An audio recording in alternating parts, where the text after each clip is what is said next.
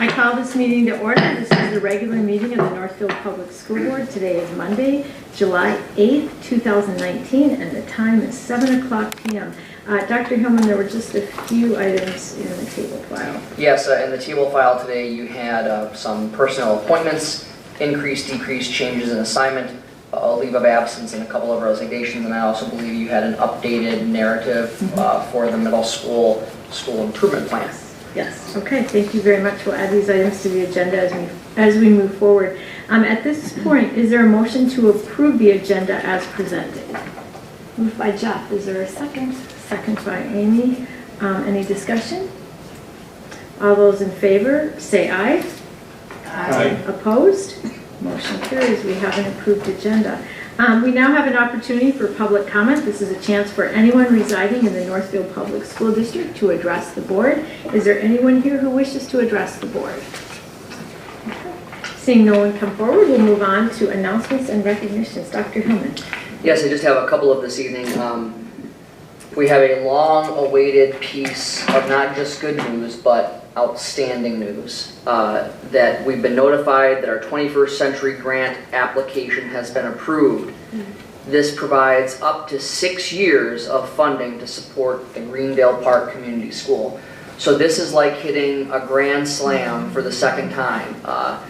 We're excited to continue to expand the great work that's happening at the community school, and just super props to Erin Bailey and her team who put the grant application together. You have all seen firsthand the remarkable difference that the community school approach is making for students at Greendale Park and students who live in that neighborhood. Because remember, it's not just Greendale Park students, right? It's students who live in the neighborhood who might attend the middle school or high school. You've heard those reports, and so we're thrilled. This is a very competitive grant, so to get 6 more years of funding, it's $124,000 a year. So pretty substantial, so congratulations, and most of all, thanks to Erin and Savannah and Laura and all the people who really made that happen. We also got another piece of good news. In June, you approved our Achievement and Integration Program application, and the Department of Education has notified us that they have accepted that, and that so we are moving forward with executing that plan that you approved, but the state did follow through with their time frame for review, and so those are 2 important pieces of state funding that you have approved in the past or heard in the past, and we wanted you to know that it's ongoing for the community school, and then also some new funding for the Achievement and Integration Program. And Achievement and Integration Program, many thanks to Mary Hansen for taking a process that should have been about 18 months and getting it done in 3. So well done, Mary. Those are my announcements for this evening. Those are pretty incredible announcements, and the board, certainly echoes the sentiments Dr. Hillman made regarding our appreciation for the work that went into getting those important grants passed. It's a lot of work. We readily acknowledge that, and we appreciate the effort. So, board members, are there any other things you would like to add to announcements and recognitions? Okay, kind of a lower time of year in terms of things going on in the school district. Actually, just few of none, other than all the great work done at the Summer Plus program. So, okay, so we'll move on now to items for discussion and reports. We have 2 really excellent reports tonight. We'll start first with the ALC. The Area Learning Center Director Daryl Keller is here to present his amazing results from this year. So, welcome, Daryl. Thank you. Thank you. I am Daryl Keller, Director of the Northfield ALC and Coordinator of the Target Services Program that's going on currently in the district. So we'll jump right into it. This is the school improvement plan for the ALC for the 1920 school year. So the purpose of the school improvement plan, the ALC strives to assist at-risk youth in graduation. So it's been a while since I've gone over these, so I thought I'd throw them in just as a reminder, or for some new people, because it's been a couple years at least. The qualifiers to get into the ALC there are listed. There's 12 of them. 2 of them have the non-applicable by them because they're metro only. So they're only specific qualifications for schools or ALCs in the metro area. So the other 10 are the ones that we have. And I also put down the totals and the percent of each. So our ALC, and this is a running year total. So I keep track of anyone that's new in the 18-19 school year, and they go into that accumulation of percentages. So you can just kind of peruse through there and see that the number one qualifier, as it always is, are students that are behind in credits. That's almost 90% of the students at the ALC are behind in credits. So that's our number one qualifier, and it is year after year. The other important thing I just wanted to note, at the very bottom there, the average number of qualifiers per student is 3. Slightly over 3, it's 3.1 or so, if I round it to 3. So there is, even though they just need 1 to get into the ALC, most students have an average of 3 of those qualifiers.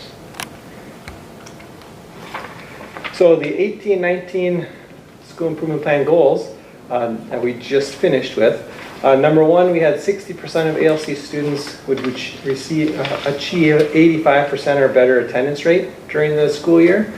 And as you can see, these are going to be super small. I'm going to see if I can get the laser pointer. There it is. So this first one up here is our attendance graph.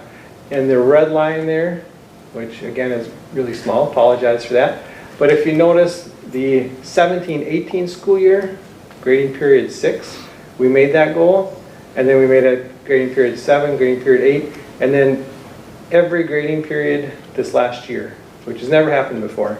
And so we normally used to make it, as you can see by the graph, a couple grading periods a year. This is the first year ever, since we've been keeping records, that we made that goal every grading period throughout the entire year. So that was something the staff was very proud of. It was the strategies that we did, we knew were not going to be instantaneous, so the results were going to come eventually, and now we're starting to see the fruits of our labor, so to speak, of all those strategies that we've implemented. So that's tied to this graph. Goal number 2, of the total credits attempted, there will be a 5% increase in credits earned when compared to the previous grading period. So this one, the thought behind this is we wanted to compare apples to apples, because for those that remember my previous school improvement plans, there's natural dips in the school year where students come very excited for the school year, get a lot of credits. Then as the year wears on, they get a little leery and then have another resurgence, and then it kind of wanes. So it's kind of like a roller coaster. So instead of comparing like to the previous grading period of that same year, we compare it to the previous grading period of the previous year. So for example, 17-18 grading period 1 versus 18-19 grading period 1. And so we wanted to see, because the time of year is the same, we wanted to see if there was an increase, or we wanted to make a 5% increase for the comparable grading periods. And as you can see, we had an 11% increase, a 19% increase, a 21% increase, 11%, 6%, 11%, 17%, and 2%, the last one there. We were already fairly high in the 70s there of credit completion, so there wasn't a whole lot of room for growth there. But as you can see, we made a lot of growth with our credit completion as well. So the average increase was 12%, almost 13. So again, super proud about the direction, the trends that we're seeing with attendance and with credit completion. So those are good signs. And then our last goal we had was graduating seniors will have a post-secondary life plan. And so this little chart down here relates to that. And so you can see, basically we want to have all of our graduating seniors to have a life plan in place. What's next after you graduate? And so we do exit interviews, we do some other interventions or strategies to make sure that all seniors have that conversation, have that planning in place, and have time to do that. And so here you can see the results, which has changed too. The last time I reported this, we were at about 85% that were just going right into the workforce. And so that's changed to 55%. And we have college, or a fair number that has bumped up the I'm going to work and then eventually go to college here soon once I get some funds set aside for that, has bumped up dramatically. So you can kind of see a little shifting in those goals too. And we normally are about 5% or so that go into the military as well. So some of the key reflections, and this is the same kind of thing where I This is our overall attendance graph here. As you notice, the purple line is the last year, and it's higher than all previous years in every grading period and just overall. Percentage of credits earned. Here you can see we're going back to 14-15 school year of how we did take a dip here, but we had the highest ever this last year. And then one thing I just threw in here is relating over here, which I'll talk about in a second, is we do the SEI survey, which is a social emotional intelligence survey. And so the students, one of the questions at my school, teachers care about students, we had 100% agree or strongly agree. So we didn't have a single person that took the survey disagree that teachers care. So I think that says volumes about the staff that we have at the ALC.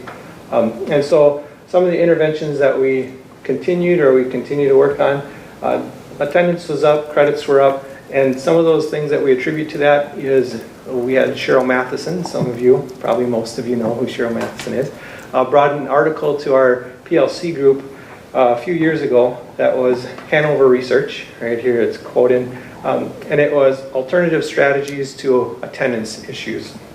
And so one of the things is to not give up on students. And so if they absent out, previous years ago, they'd absent out, say, oh, you'd absent out of this one, come back next grading period, try it again. That's partly why we had this short grading period, so they could come back the next one. With this article, what we've started to do is to try and salvage credit. So we say, instead of coming back next grading period, let's work with you for the rest of this grading period, trying to figure out how we can get some sort of credit. So at least, it may not be full credit, but you're getting something. And so that has gone, just paid so many dividends for us over the years, as you can see, because students now are getting that message that don't ever give up. There's always some way to get some sort of credit, so you're always making progress. And so that goes a long way because they do stick around and try and get credits. And so that's one thing that, one of the main strategies that we've used that has done fantastic for us. And it also, you know, we've always tried to get that message. If you remember our truancy there, we had a high truancy as one of our qualifiers as well. And so we didn't want to send the message of come to school, oh, don't come to school right now, come to school next month, come to school, come to school. So we wanted to keep that consistent, and so we have implemented these kind of strategies. Social emotional learning, we have advisory once a week, every Monday. And so we cover social emotional learning topics, 24 topics throughout the year. So those are some other strategies that we do. Field trips, we have a lot of activities packed in. Student conference is one that I invite you all to. There's some pictures in here that you'll see some students doing. It's like a professional conference that you've probably all been to, or you go and learn about things at different conferences. What we do is we have the staff put on the conference for the students. So staff, things that they're passionate about, things that they think students are interested in, they have breakout sessions that they develop and give to the students. And so we try and do 3 of those a year. And so the students get to see the staff in a little bit different direction. The staff get to share their passions with the students, and it just renews some interest for just learning, whatever that may be. I have a weakness for fishing, and so I try and sneak in at least one breakout session that has to do with fishing. So then students can get to see what we're interested in and maybe pick up some of those hobbies or interests that we have as well as staff. And then we also have continued our PBIS with the positive atmosphere and the incentives and things that go along with it. So for the 1920 school improvement plan goals, it's switched slightly. So the 3 previous goals that I just reported on have been pretty mainstays for us for several years. Due to the ESSA that, if you remember my presentation not too long ago, seems like decades ago, but it wasn't too long ago. We went over the ESSA plan and the school improvement plan that we had as a result of the ESSA. And so as a result of that school improvement plan, it has changed our school improvement plan as well.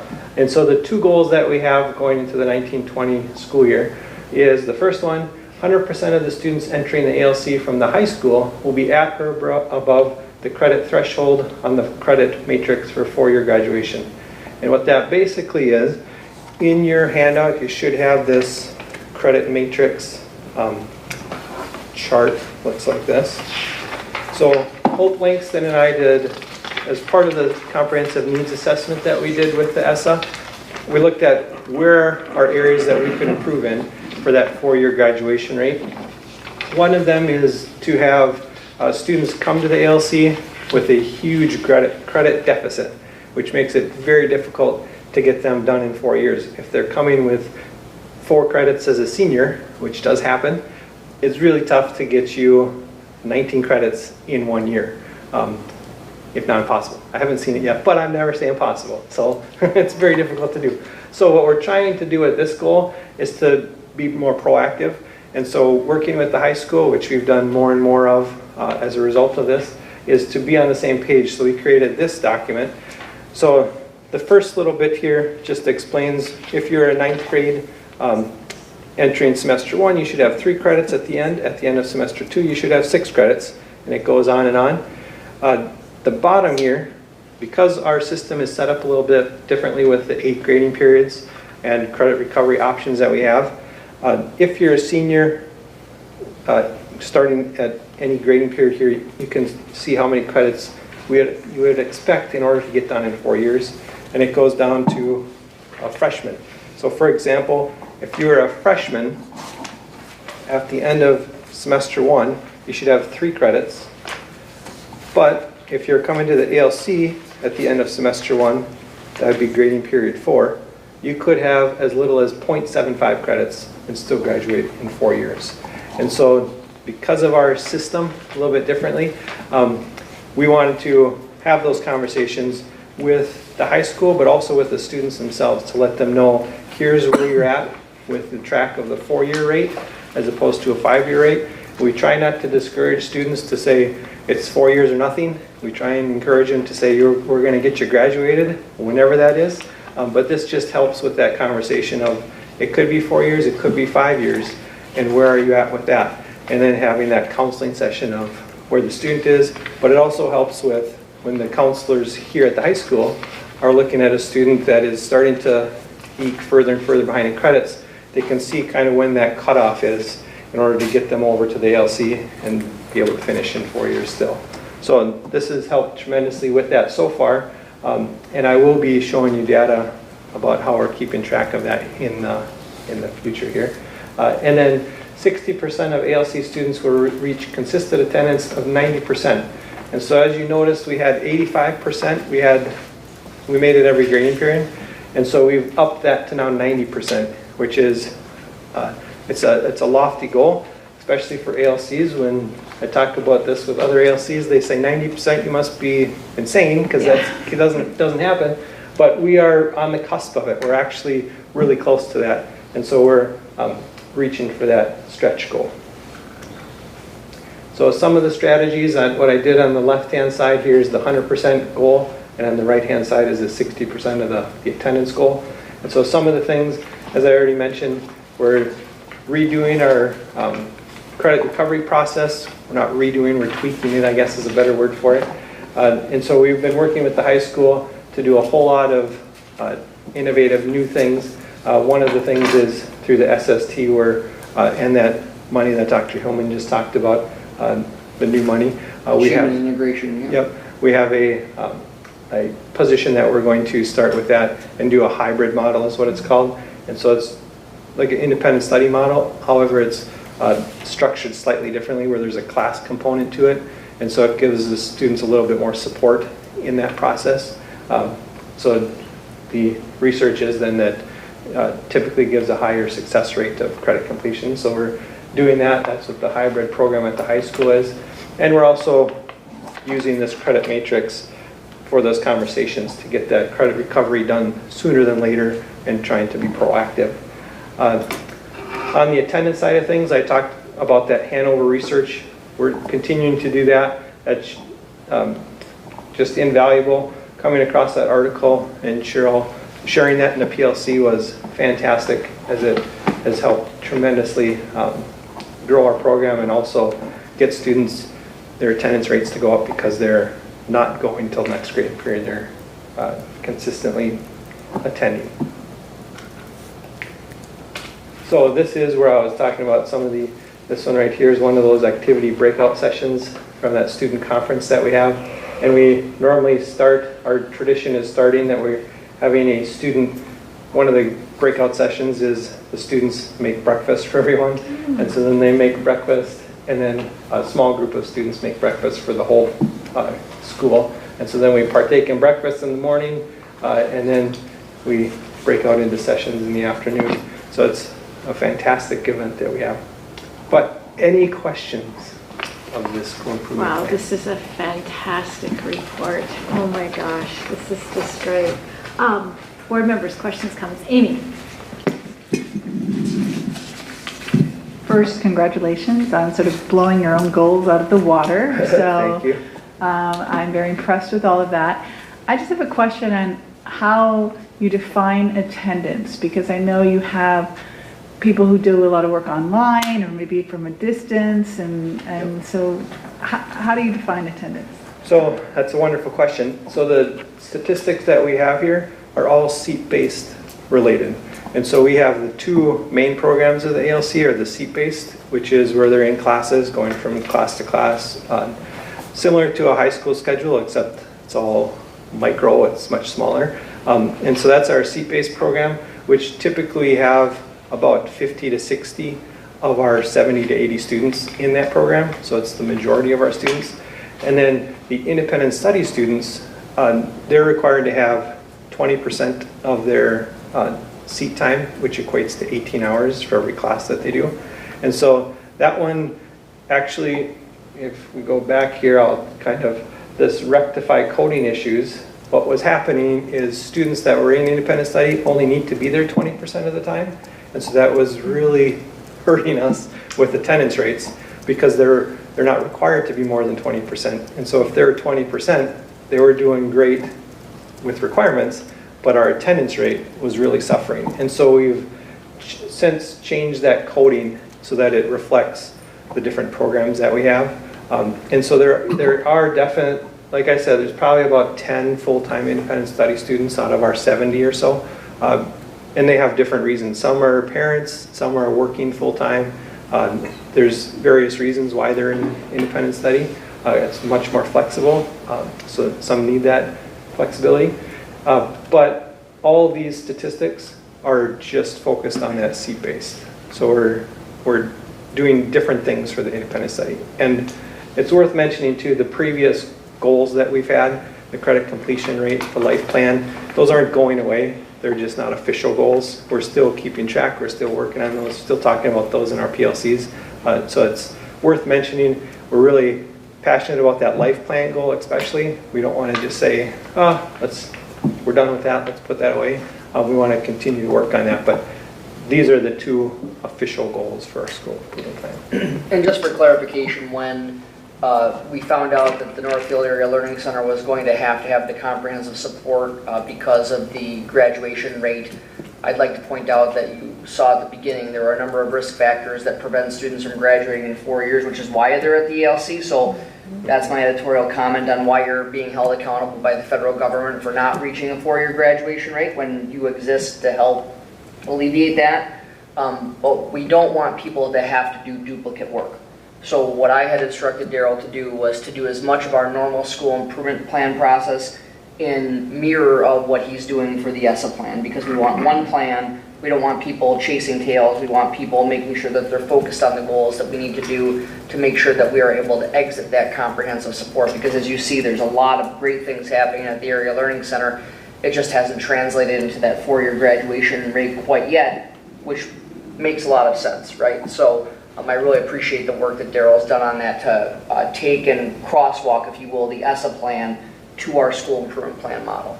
And just as an editorial side comment as well, I don't want to get your hopes up too much that the 4-year graduation rate may never get to that point, just as Dr. Hillman just said, because the students that we have, our goal is to get them graduated. So if it's in 4 years, 5 years, 6 years, or even 7 years, so be it. That's the goal is to get them graduated. So we're working very hard, and we got things in place to try and get that 4-year. But if it doesn't happen in 4 years, I personally don't want to have them say, oh, I didn't do it in 4 years, I'm done, throw it in the towel. I want to say, no, let's persevere, let's make it in 5 years. Not a big deal in the long range of things. And so trying to keep them engaged in the process is the goal. Okay, other questions, comments? No. Well, this report and your verbal presentation is really a celebration of success of the students. Thank you for your leadership. Yeah, thank you. Ellen? So again, just fantastic report. I know when I saw the Studer survey, I figured that there was going to be good things that we're going to follow. So the one question I have is related to that. So you have to do all of these things because of the federal mandate, and I'm curious though, we have these internal tools, and particularly when you have this ceiling effect that you have with doing so phenomenally, are there ways that you're looking at that and reflecting on that piece in terms of strategies, and do those filter into these goals at all, or? Are you referring specifically to the Studer? Right. Mm-hmm. Yep. So we did the employee engagement survey and also the family parent survey. We had a very small family engagement result, and so that's one of the things that the staff has talked about is continuing to increase that family engagement or family involvement as much as we can, and trying a whole lot of opportunities for those student conferences. We've included some of those things where parents have expressed interest in, hey, we could do a breakout session, and so we're exploring those ideas too to try and get that student engagement up as well, or the family engagement, sorry. Yep. Other questions, comments? I had a couple questions, but mostly just, I think all the board members, congratulations. This was so exciting to read. And when I think of my 10 years on the board and hearing about the ALC, the huge challenge of attendance, and you made it. I mean, it just was has to be so incredibly gratifying to you and your staff. And we just can't say congratulations enough, because it really is an amazing report. An amazing results. And I think I really appreciate that you refreshed all of us in terms of the qualifiers. I think for the community to see how many, non-academic barriers that your students face coming in, and the fact that they just don't have one, they have multiple.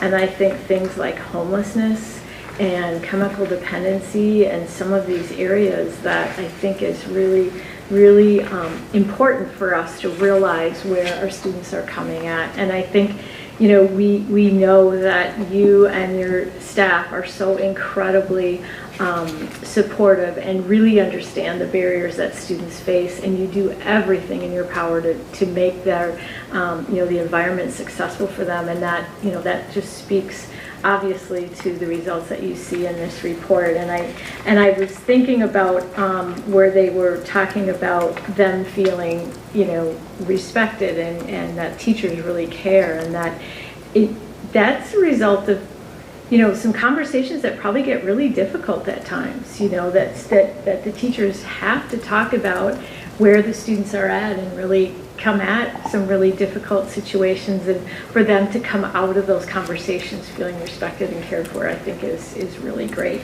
The one thing I noticed, or I had noted from your report last year, you were talking about a support staff person that you were kind of sharing with the key in terms of kind of bridging and, capitalizing on resources and bridging some of the, the work being done there. Are you still able to do that?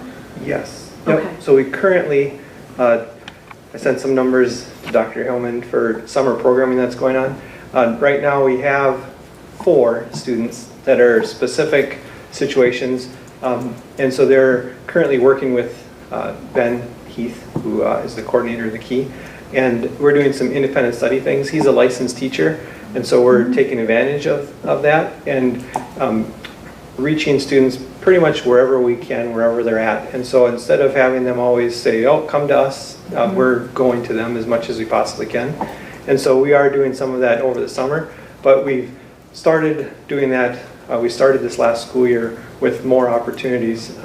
Through workforce development, he had some students that were working at the Key, and we were getting them credits for some of the activities and things. One of the things that we're really working with, which we're excited about, is encouraging them to be on the youth board at the Key, and getting some of that learning experience there through that youth government. And so we're doing some activities and things like that through independent study, so that way they can get learning outside of the school walls as well. And so we're doing that. We started last year, doing a little bit of it this summer, and then we're planning on doing more this upcoming school year as well. Oh, that's excellent, great. And Dr. Hillman alluded to the ESSA work that you did, and we just have to thank you for that, because that was a whole lot more on your plate, and you embraced it, and you, with a continuous improvement mindset, you really, you know, it's obviously reflected in the work that you're doing going forward, but we appreciate that stance, because that was a difficult thing, and the reasons that we made that list could be, you know, are up for debate, but you did that in a very positive way, and we're not surprised that the group that you worked with is suddenly looking at Northfield as a model for the work that they're doing throughout the state. So thank you for that work also. And if you do get a chance to see Hope someday out and about, thank her as well. Yeah. She did a lot of work as well. Well, you guys made a great team, so thank you for that work as well. And also thank you for you and Greg being the first to step up and do your site improvement plans here in July. So We always love having Daryl as the lead-off hitter. yes, Yep, the first lead-off one. hitter. So you have big shoes to fill. So thank you, Daryl. Thank you.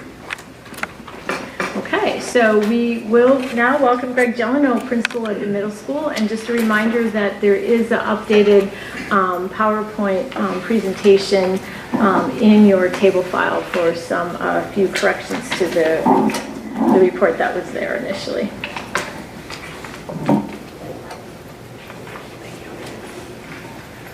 Good evening. Apologize for the need to give the update. It's one of those cases that I know it's hard to believe had two screens up last year's and this year's, and with people coming and going in my office, I clearly typed on the wrong one. So I had caught it today.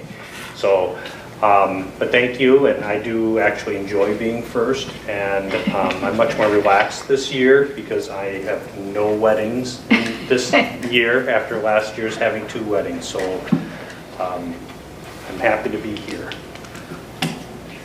First of all, summer. Summer is a time in our continuous improvement as we look at that as a district, as a building, and I really believe that that's what we all need to be doing, and so I do take it to heart. So it is a time for me to reflect, kind of analyze what's happened the past year, and then kind of start to strategize. So as we look back at last year, and these are achievement goals that we had this past year, and it's year 2 out of 3 for these goals. And so as you can look, unfortunately, when I'm first, all of our MCA data is embargoed, but that's okay. I mean, there's more to it than just the scores. So, but as you look at this, our goals are pretty lofty. And the previous 2 years, we made some terrific gains at the middle school, really showing progress in nearly every area. This year was not quite so shining.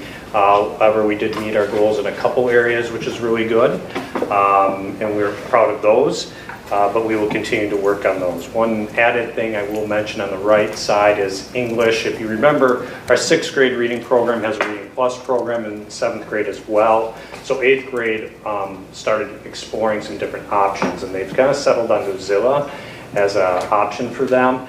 And so they kind of piloted it for part of the school year. They really liked it, and they will continue to do that this year because they found it as a useful resource for them. But again, we did meet our goal in a couple areas, but not the same results as we've had in the past. Climate goal. These goals we did, I thought, very well in. We continue to do with our first climate goal of really making sure that we're sponsoring at least one activity a quarter for students, and we actually did more than one in most quarters. Moving forward, students like that. It's good for the climate. It's good just for the social emotional piece of our students. Some things that we did a little bit different this year Unfortunately, due to snow days, there was a pep fest that we weren't able to do, and our mental health awareness month that we did kind of got mixed up because we had so many shortened days, and that mental health kind of was another disruption. So we made the determination that to bypass that last year. But what we did do is we added an all-school picnic at the end of the year, which was really well received by students and staff. It was a lot of fun. It was really a good way to end the year. And again, we also continue with our 8th graders with their Fun Fest, which has become more and more popular every year, which the community supports amazingly. We get some terrific prizes for our students with that event as well. And then the last one, increased number of students and families who feel the transition went well. Their students are well prepared. This did drop a little bit. However, this one did go up, which I was really happy to see. It actually went up quite a bit to the point of typically this is a 3-year goal, but you'll see I don't have 5% to go. So we did have to make a little bit of an adjustment then moving forward. Students that do feel connected, that was the one piece that did drop slightly.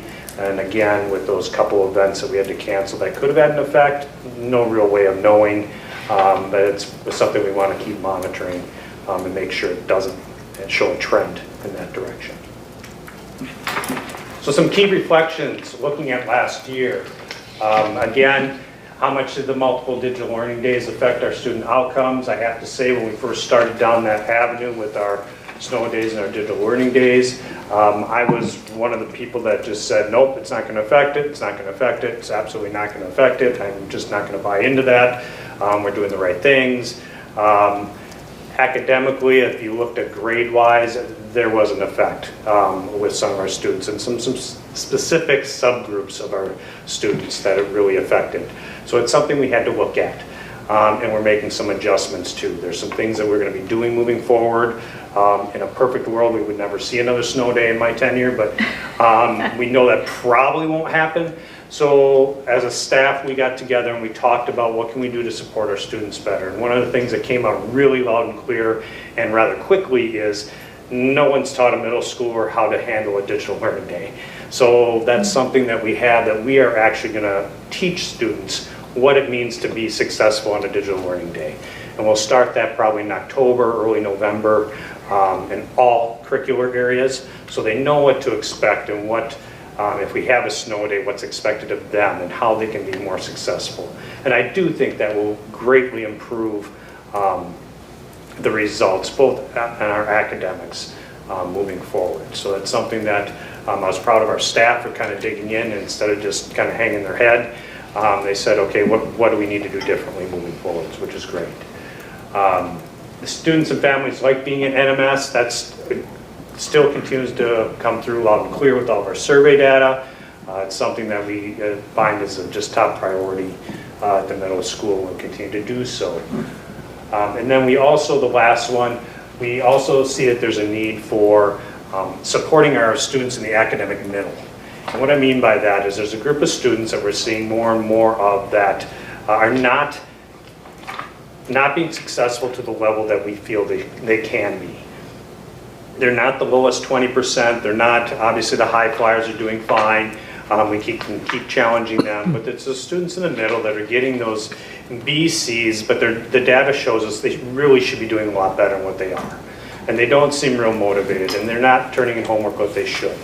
And then, so we started actually, Joel Lear and I started talking about this a couple of years ago, is what can we do for those students? So we started looking around and asking some of our colleagues of what was out there. And the program we came up with was, that we really kind of landed on as something we'd like to pursue, is the AVID program. And so it's an expensive program, unfortunately, so it's kind of taken a few years for us. It's kind of been in the back of our head, and then with the integration money now that we've been awarded, we are able to move forward and really pursue that at the middle school. So Michael O'Keefe and I went to the AVID training just this past week, which is a 3-day training.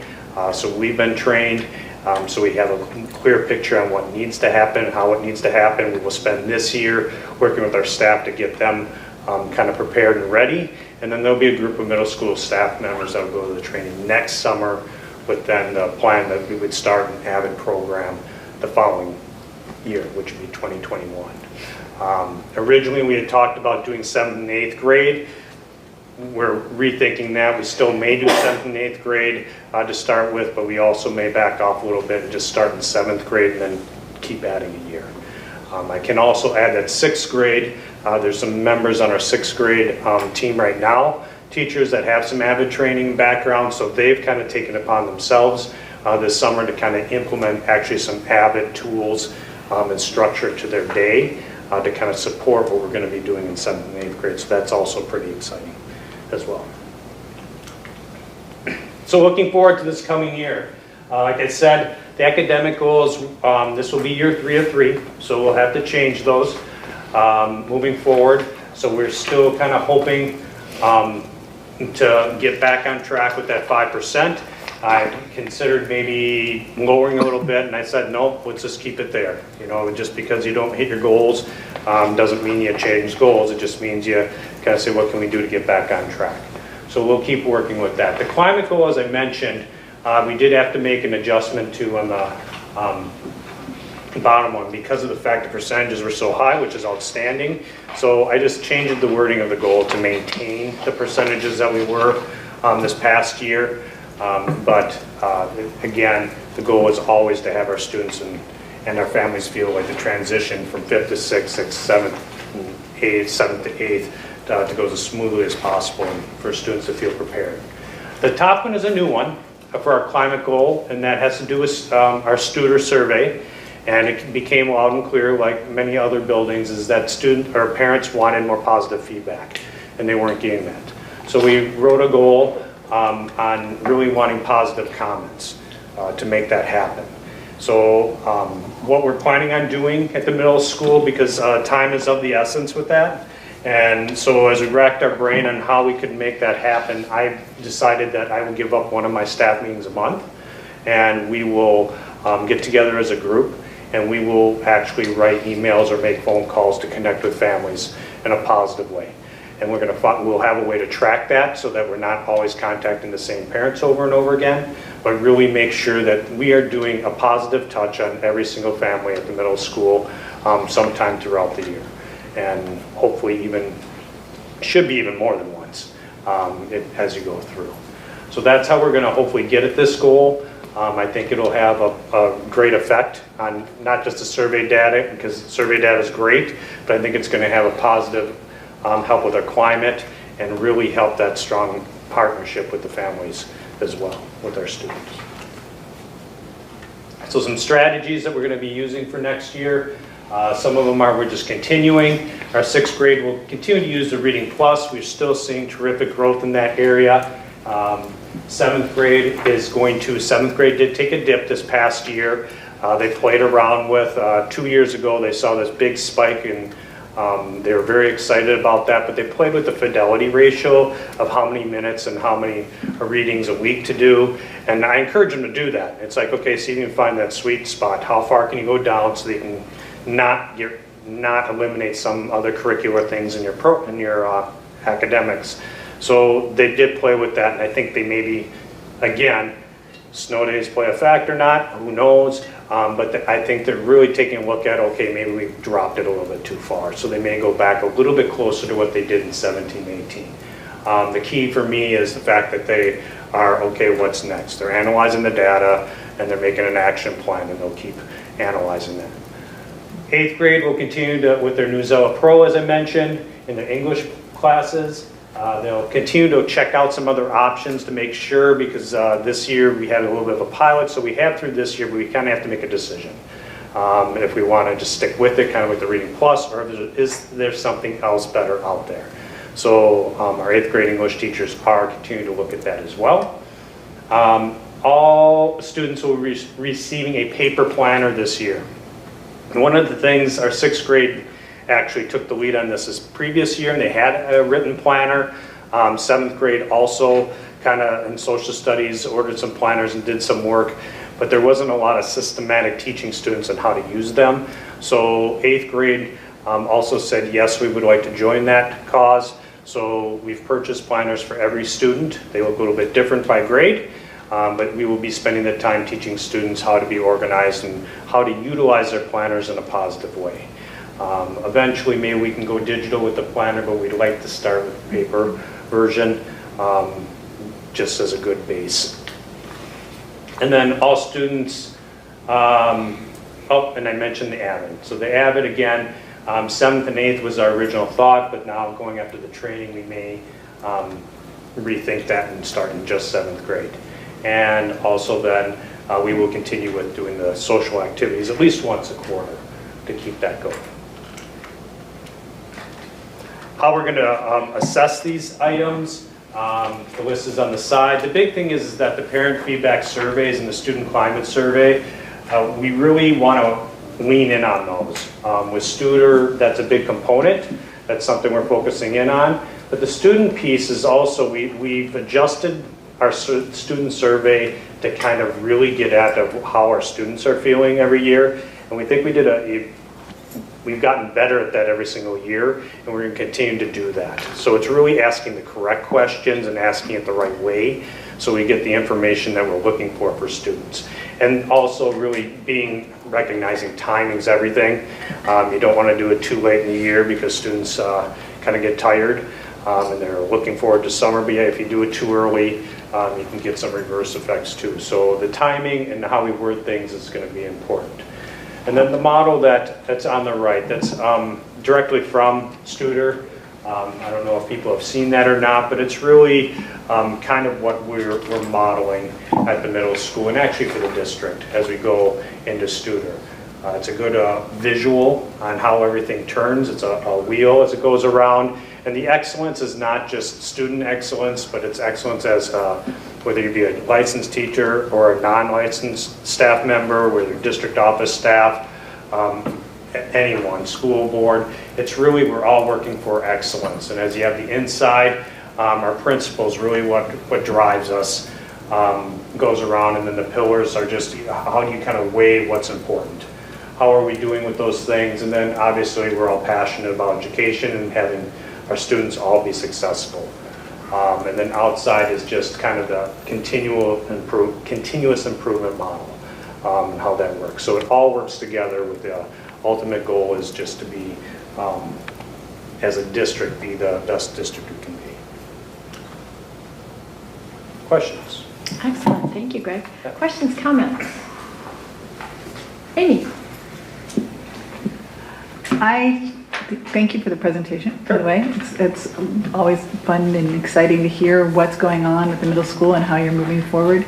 I am particularly excited about your planned outreach, positive outreach to parents. And I'm so glad you're doing that and hope you can find a way to track that. It seems like it'll have a positive effect on both parents feeling a connection to the school, but then they'll tell their students, oh, I heard from Mr. Jeleno today, and he said you're really participating well in class, or what, and it makes the students, I think, feel more appreciated in class too. So, and it will just have a positive influence on atmosphere both at school and at home, and so I just commend you on making that happen. Thank you. I should also add, I forgot to mention that we've in the past had a site improvement team at the middle school, and we're really transitioning from that. In the past, our site improvement team helped build the goals for the building, and with our strategic plan really driving building goals, that I kind of needed something different. So we're going to move to a parent advisory, which I think will better serve and also get more feedback from parents in addition to the surveys, but more consistent feedback as well, that we can present what's going on new at the middle school, get feedback from them. So that's just another way to hopefully do what you mentioned. As a former member of the middle school site team for several years, I think that sounds like a great idea. Thank you. Excellent question. Other questions? Ellen? So I'm curious, in some of the other things that aren't on the site improvement plan, but I'm guessing get fed into it, and I'm curious about the social emotional learning curriculum and the college and career curriculum that are also happening and how those might either fit into the climate or the parent piece or how you see those fitting in. Well, both the SEL and the Career and College Ready programs are in our health programs. They have their own kind of temperature, kind of be able to see how they're doing. They continually have to go through and they give kind of assessments to their students. And students that I've talked to and parents I've talked to have said they really like the curriculum. Even some that I've talked to that was a little bit skeptical, especially of the SEL curriculum, have said it's really turned out to be a good experience for their students, and will continue to do that. The interesting piece of this, if you can do the 10,000 foot view looking forward, obviously things can change, is the actually perfect scenario is actually with our AVID program, because part of AVID is to prepare kids for career and college readiness. That is part of their goal as an AVID program, and it also has an SEL component. So ultimately, I envision us, once we get this going, it would be actually a good thing to do building wide, with the target of these students gets a little bonus. It's called an AVID elective. So not everyone would get an AVID elective in a perfect world, but everyone would get the skills that AVID is kind of designed to produce and help students be more successful. Even looking maybe 20,000 feet, an advisory period would be the ideal way to actually pursue that, is actually doing a 25-minute advisory period every day at the middle school. All students would be able to get those skills in that SEL and career and college readiness piece, along with those skills for life, AVID skills in addition to. So that's kind of looking beyond that, but it's a little bit down the road, but that's the ultimate vision, ultimate hopefully goal moving forward. Right, thank you. Other questions, comments? Tom? So you said that some of the achievement goals went down last year or not up as much as you Right. hoped. Is there anything you see? Were they across the board? Or you said in the previous 2 years they went up. Yep. Was that an unusual bump and this is just a correction? Or There's the tough call, you don't want to overreact to things. So because that was my first reaction, is like, oh boy, what do we do now?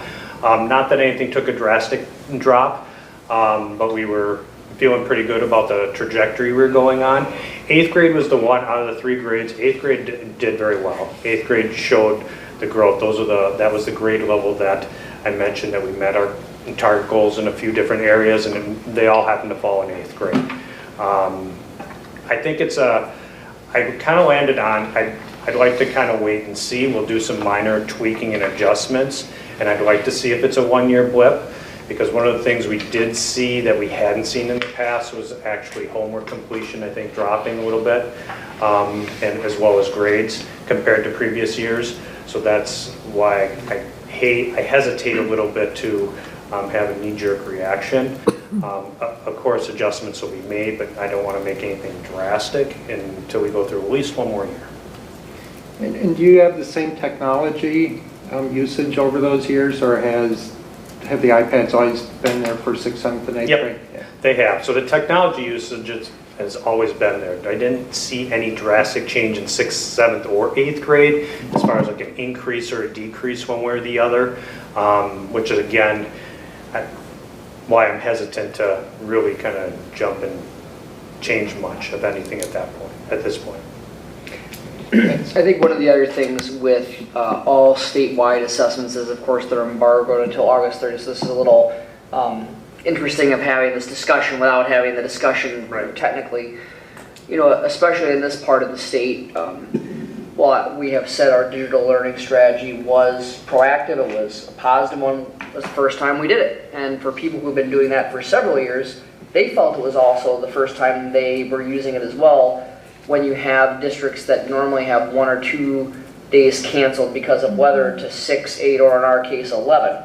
And if you think about the middle, especially the middle school student, and really in that sweet spot of the instructional year in the 8 weeks just before the assessments are provided. So I think there's a couple of things, before making too much of this year's assessments, I think we have to compare to other schools who had a similar number of cancellations.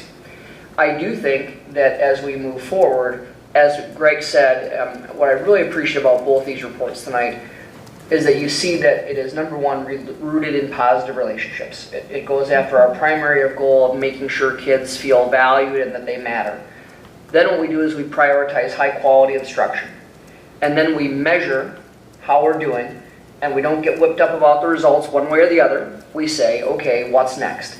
And so I think this piece about relationships, instruction, and data is a very positive thing. I think we need to take a look at the data from all the statewide assessments this year with a grain of salt one way or the other, because there were so many canceled days just ahead. And while I think the digital learning strategy down the line is going to provide us a significant advantage over those districts who are late to the game or who choose not to do that, because we're going to continue instruction.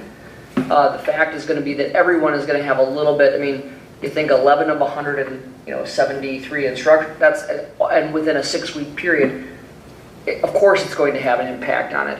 Had we had 2 or 3 of those and we really piloted like we thought, I think we'd have much less of a concern. But the good news is we learned a lot. We got a lot of feedback, we got a lot of data points, and we're moving forward with a plan that will improve it. And I think that the online learning component, which we have to understand, is going to be a staple. It's not, it might be, it will be a staple of these children's lifelong learning.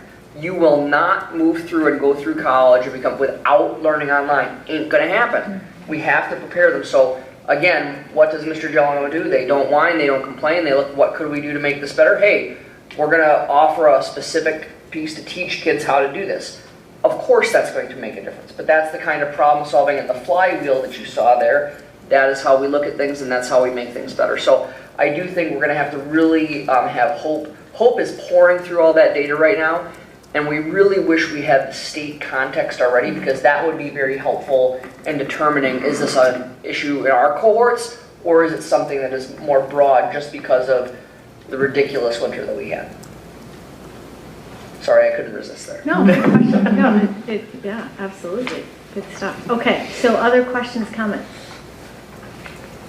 I had a couple of questions, well, a couple of comments and questions, and I agree with Amy. I think that the piece around the intentionality of giving staff time to contact and communicate with families is going to be huge. And I really commend you for recognizing we're not just going to add something to what we already know are teachers' very full plates. You said here is the time that you will have to do this. So I think that's really great for so many reasons, but really to recognize that this is important and we're going to have time for that. I'm really excited to hear about Avid too, and I know you're just getting into the process of that. So I believe there's some districts, isn't Faribault have Faribault Avid? does. Yes, because I know. Lakeville also does. Yes. And they look very different in the two communities. Sure. No, I think it's really going to be exciting. So I know you're sort of still envisioning how that happens. And I think just getting that middle student. So that middle student, is that someone who's going to be at grade level on an MCA test likely? That's what we have to start exploring that. So that's, okay. I talked to Hope in passing today saying, hey Hope, when next time we kind of are in the district together, I could pick your brain a little bit and let's take a look at. The nice part is there's many districts that were at the training that Michael and I were at that are implementing next year. I actually like the fact that we went and got training knowing we're doing it 2 years out. So we have a year to kind of play around with that. I'm envisioning students that are meeting on like MCA data or high partial, possibly. But you also have to look at maybe years. Is it something maybe in elementary that they were meeting or maybe even exceeding and they've dropped down? So it's really those students, again, that are not performing where they should. And then we really, Michael and I talked about, we'd like to see the sections of Avid that we start with kind of be a good cross-section of our demographics at the middle school to begin with. So that'll be kind of the lens we go with to start, and then we'll tweak it along the way. Okay, that's great. Well, and I think we've learned through the curriculum, the classroom reading curriculum at the elementary level, how beneficial that was to really take time to implement that and be able to train. And so I think that's a really good plan. One thing I noted from your plan last year, and I'm not sure if you're still there, was you were considering maybe a building-wide flex type hour. We did. Where are you at in that actually- thinking? We did a vote to try Okay. doing, we called it Pride Time. Due to our, the teaching contract, we need a 70% passing vote, which we did not get. So it hasn't gone away, but that's why I mentioned the advisory moving forward. There's some constraints, and so it's something we're continuing to look at. We won't revisit it for this year, but it'd be something that my hope is maybe 2 years out, we can kind of revisit in a different light. But we did try going that. There's some teachers that put a lot of work into that to organize it. I thought it was a very solid plan. But for various reasons, it just didn't pass this time around. Okay. Sure. I Dr. Hillman, think yes. one of the key things on that is that, that provision of the contract is really intended to make sure we have sufficient buy-in to make a program like that successful, because, what we know is when everyone is teaching the same kind of thing or leading the same kind of thing out of their subject area, we need to have a critical mass of people really in support of what we're doing to be able to make it successful right out of the gate. And so I think what I commend Greg on is the fact that the feedback was plan isn't there yet. We need to have a little bit more tweaking. So again, we don't whine, we don't complain. We go back to the drawing board and say, okay, from the feedback that we got, what can we do with it, to make sure that we continue down that path of providing us an advisory-like time, and then making sure that we have that appropriate critical mass of people who are sold on what we're doing so that it can be very successful right out of the gate. So I do think it's another good example of how the middle school has really embraced the continuous improvement process to make sure it's not something we've given up on, but we just haven't landed there quite yet. And that's one of the components at 6th grade that I mentioned. They're kind of throwing some avid pieces in there, and that's how they're going to do that. There's nothing in the contract that prevents 6th grade as a whole to kind of create their own time. That's the flexibility they have as working as a team. So they've actually been working on that. I haven't checked in with them lately, but they're looking at creating their own little mini 6th grade advisory pride time just within the 6th grade. Oh, that's excellent, excellent. And then just one last question. I think you alluded to it with Ellen's question that the ramp up to readiness curriculum is still something that's working well. Do they provide updates to curriculum each year, or what kind of, or is it just an ongoing curriculum program, or are there updates provided? I'm not sure about that. Okay. I would imagine every couple of years they do an update, if not yearly. But I guess I don't know that 100%. Okay. I had a conversation with Mark Ensrew just a couple of weeks ago, and he was talking about how the U is, regularly modifies that, whether it's published every year, but I know that he talked about, as we have been discussing, the high school implementation of Ramp Up to Readiness and its alignment, with the Flex Hour there, that there are some changes coming to Abbott based upon some of the feedback that they not just heard here, but from elsewhere. So like anything else that the U does, they do update it, whether that's published every year, whether it's on a several-year cycle, we're still learning. Okay, excellent. And then just one last question. I commend you on the double-digit increases you had for families that felt that there was a smooth transition. So smooth transition went up by 16%, and feeling well prepared was up by 10%. What do you attribute that great success to? Michael and I kind of paid visits to some of the elementaries. I think that was helpful. And two, I think it was just being aware, having our staff being aware that was going to be a building goal. I think they really focused in on that as well. I can't say one or two things that specifically did that, but I do know that there was a large effort in all 3 grades to really welcome families, really hit home, really want to partner with them. We had some unfortunate, tougher student situations this past year at the middle school in various different areas, and the staff rallied around that, as well as and parents really appreciate that, and word gets out. And so when you're really taking kind of supporting students, and maybe they're one of not so great moment, it does get out. And I do think just all of that combined really showed that we're a place that people like to be. And Well, it's excellent. You should, obviously, there's so much to be proud of in this report. So Well, thank you. Thank you very much. Okay. So we will move on to, I guess I'm next on the agenda. I get the distinct pleasure of presenting the summary of Dr. Hillman's annual performance appraisal. So there's a copy that in the packet for board members. I'll just highlight some of the great work that Dr. Hillman did for the district. So as a board, we do an annual performance appraisal for the superintendent, Dr. Hillman. So this, again, was the annual performance appraisal, and it covered the time period of July 1st of 2018 to June 30th of 2019. So all board members completed the annual performance appraisal.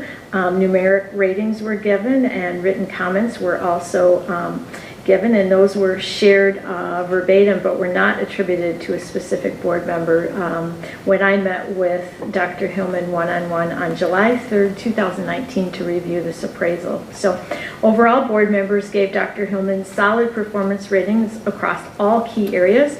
His overall average score was 4.97 on a 5-point scale across the 50 areas that encompassed 10 major topics. So excellent performance by Dr. Hillman, and really a lot of accomplishments and many narrative comments by board members regarding his performance, but I summarized them into 3 major categories. First and foremost, of course, was Dr. Hillman's exceptional work administering all aspects of the district's successful 2018 bond referendum.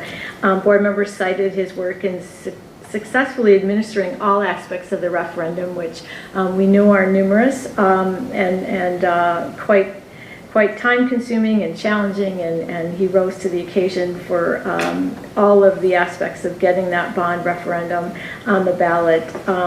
At every step of the process, Dr. Hillman far exceeded expectations. His efforts to engage all stakeholders and to communicate to the public at large were exemplary. The community's resounding support of the bond referendum, as indicated by the 62% passage rate, is a testament to Dr. Hillman's leadership. So secondly, of course, to dovetail on that successful referendum, of course, triggers the necessary steps for getting all 5 bond projects up and running. So with the value of his work to ensure the successful passage of the bond referendum cannot be overstated, his outstanding management of the next phase in implementing all aspects of the bond projects were equally impressive. Since November of 2018, Dr. Hillman has completed core planning for 3 of the 5 projects. This planning has been on time, well facilitated to ensure representation of key stakeholder voices, and well organized. The financial aspects from the bond sale itself to managing the construction all have been executed with the highest degree of professionalism, timeliness, and ensuring the board is well informed. Thirdly, Dr. Hillman's strength of leadership and commitment to the district's mission and strategic plan. Dr. Hillman is very skilled at engaging all stakeholders and formulating goals and strategies that align with the district's mission and vision. His excellent leadership in empowering his staff to think more broadly about how to improve the educational experiences for all students has resulted in several strong initiatives across the district. Dr. Hillman's strong work ethic, passion, and energy to continue to tackle what's next has a powerful influence on the district's efforts to cultivate a continuous improvement mindset. He is an exceptional leader and inspires others to do their best work. So in summary, Dr. Hillman is a very talented and extremely skilled administrator who is able to adeptly navigate the challenges of leading the district. The board expressed their high level of confidence in his ability to continue to move the district forward. So it's my pleasure to give that summary of Dr. Hillman's performance evaluation, and we thank you for an outstanding year. As I've told many of you, it is my distinct privilege to do this job in this place with the people that we have. So I greatly, I'm very grateful for your confidence and your support, and we'll continue to work really hard to continue to earn it. So thank you very much. We have no doubt. And we could not do this without the team that we have, some of whom are sitting at the table tonight. some of whom are sitting in the audience. It's a really great work for me because I do the talking and they do the work, and it's a great marriage of skills. So again, we could not do this without the outstanding leadership team that we have, but I am very grateful for your confidence and support in our work. Excellent, thank you. Okay, so we will move on for our last item for discussion is we have Erin Bailey, Director of Community Services, here to present Policy 902, Use of School District Facilities and Equipment. So that information was in our packet. Welcome, Erin. Thank you. So you have seen, briefly saw some of this information at our last meeting, but we've now bringing it back for you to see more of the full information. So just a little history, it's been 10 years almost since this policy was implemented. This is the first review we've done of that, the review where there's changes being made of that policy in that amount of time. So it's a good time, 10 years is a good time to make some updates. There was a couple of groups that have had eyes on this before we bring it to you tonight. We had a team of internal folks that met 3 times and discussed. We've kind of kept a list of questions, concerns, issues that have come up over the last couple of years. So wanted me to talk about how can we best address those and what would we like to see as this policy moves forward. And then are those things feasible to be implemented? And then I did meet with 2 of our sports associations that are pretty heavy users of the facilities to talk this through with them and what these changes both in language and fees would mean for them. So laying out that under the current policy, this is what it would look like under the revisions that we're suggesting what they would look like. This was with the Basketball Association and with the Swim Club.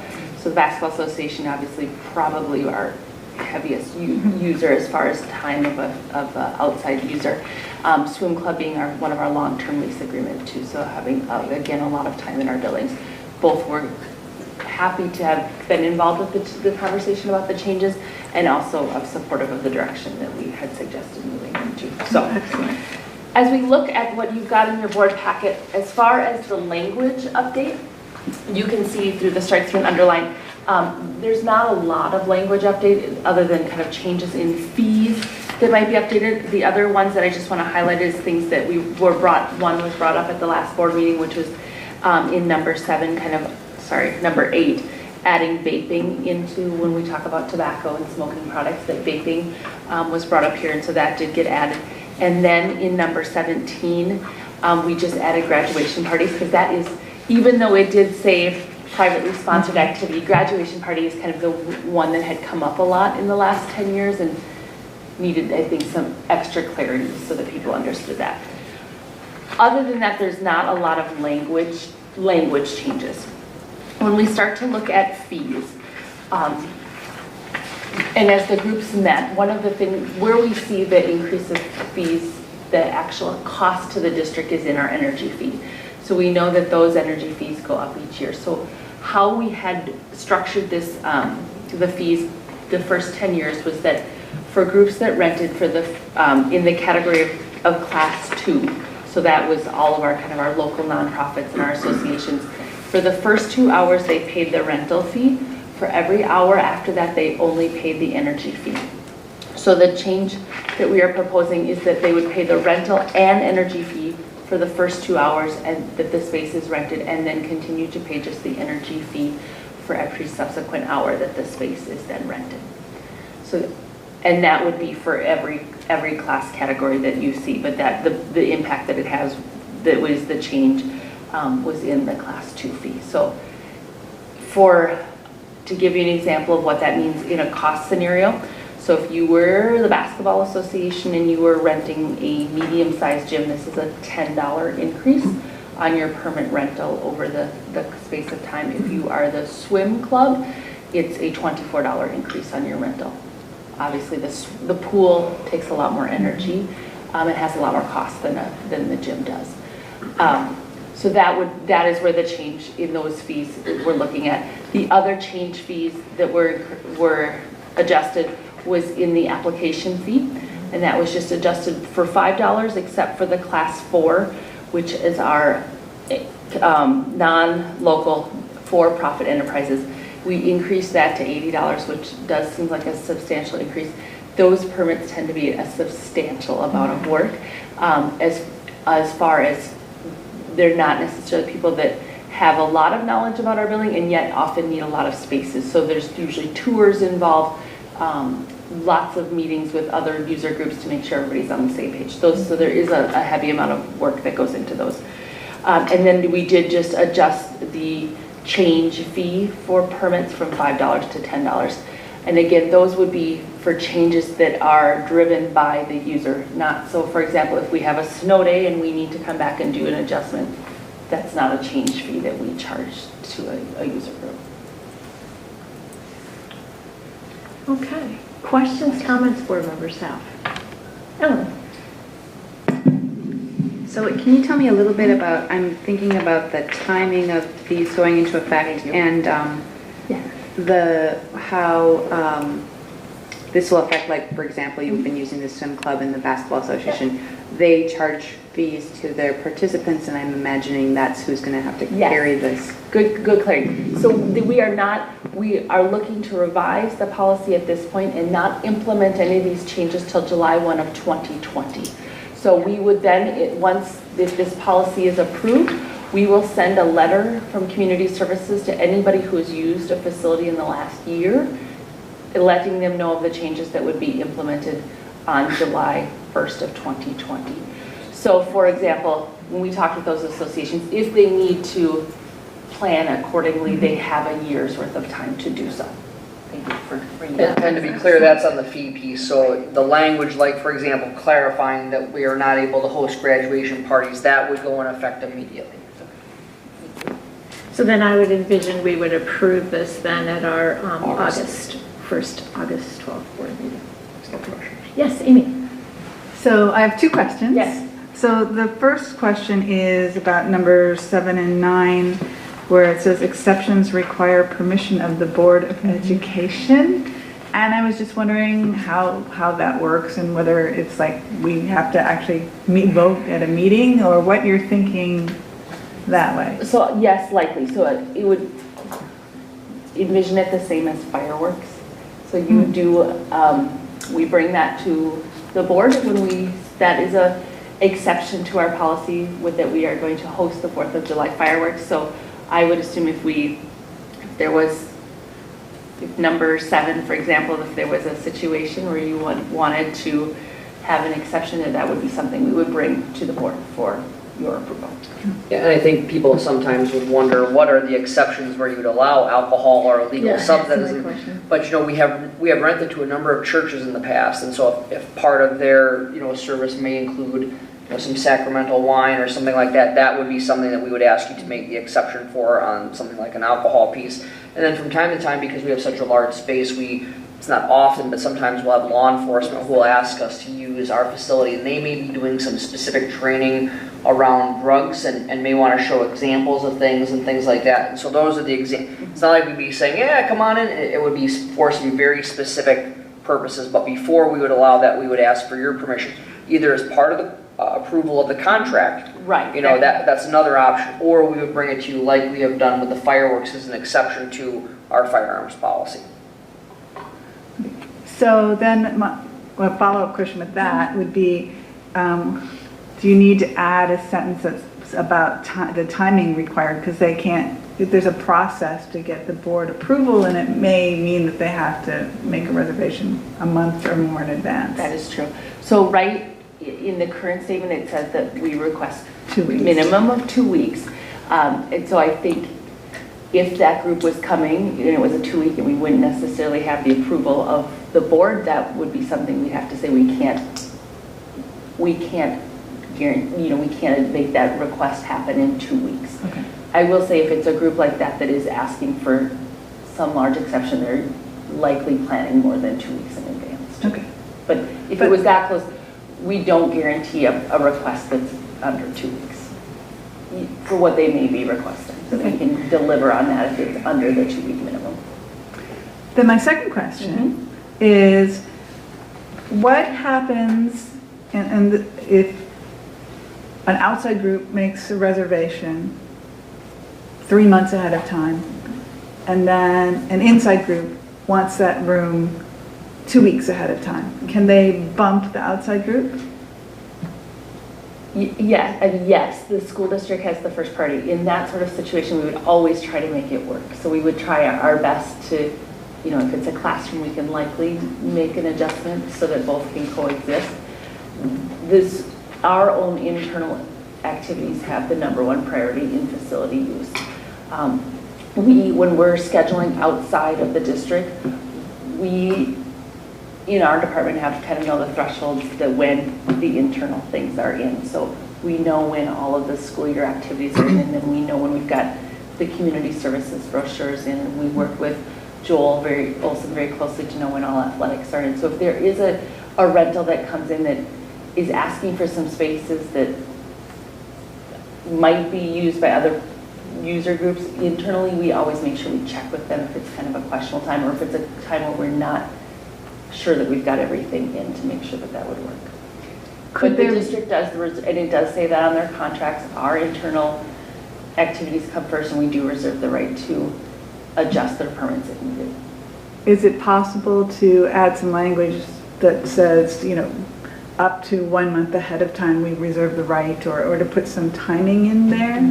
I don't know. The only thing that gets a little tricky with that, so snow days are a prime example.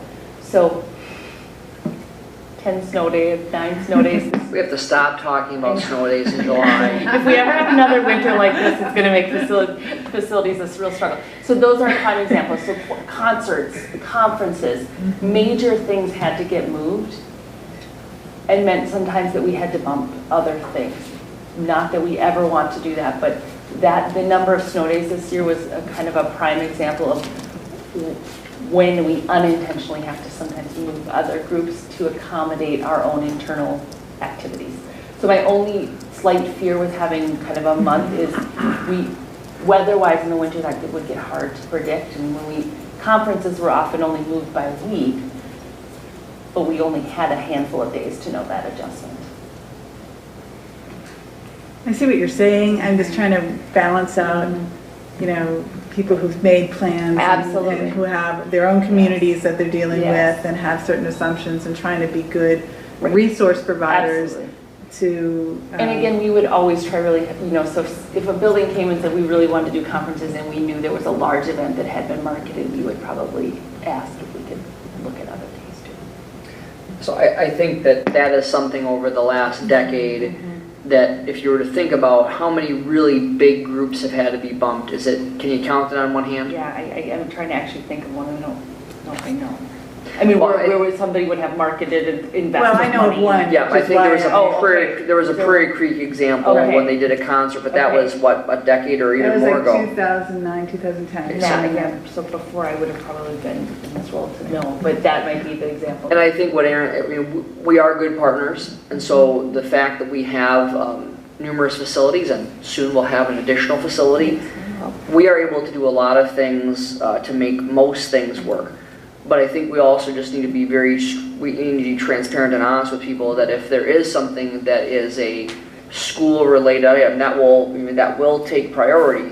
But we have enough places to make the chess pieces move to accommodate most of the things most of the time. Not always, but I think we have a very good track. How many permits did you do last year? Just off the top of your head. I don't know. More than 1,000? Probably, Okay. yes. And how many did you bump? Well, weather-wise, that's a tough question for this last year, but I don't know that we bumped any external other than like practices of associations on weather.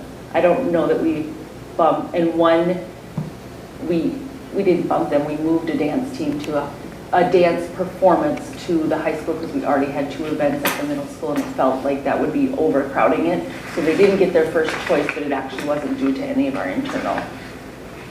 It was because 2 other external groups already were in the middle school.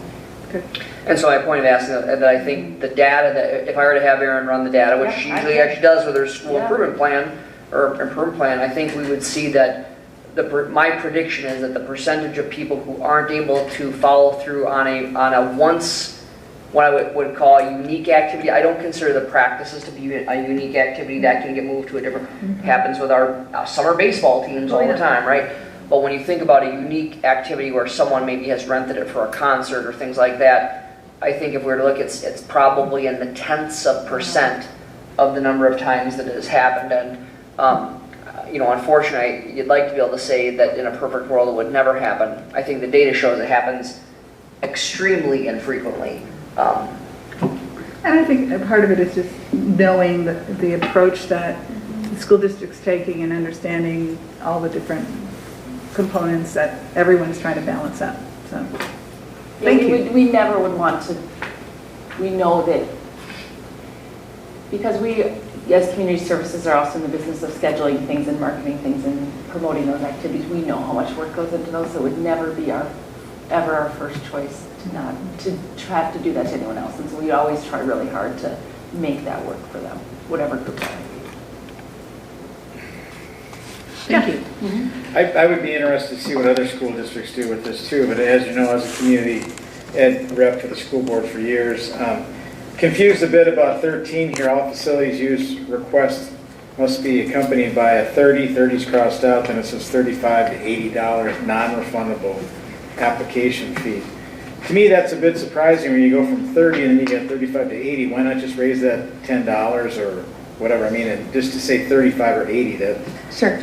So that number 13, Jeff, is trying to accommodate both class 2, 3, and 4. So 30 was our old rate.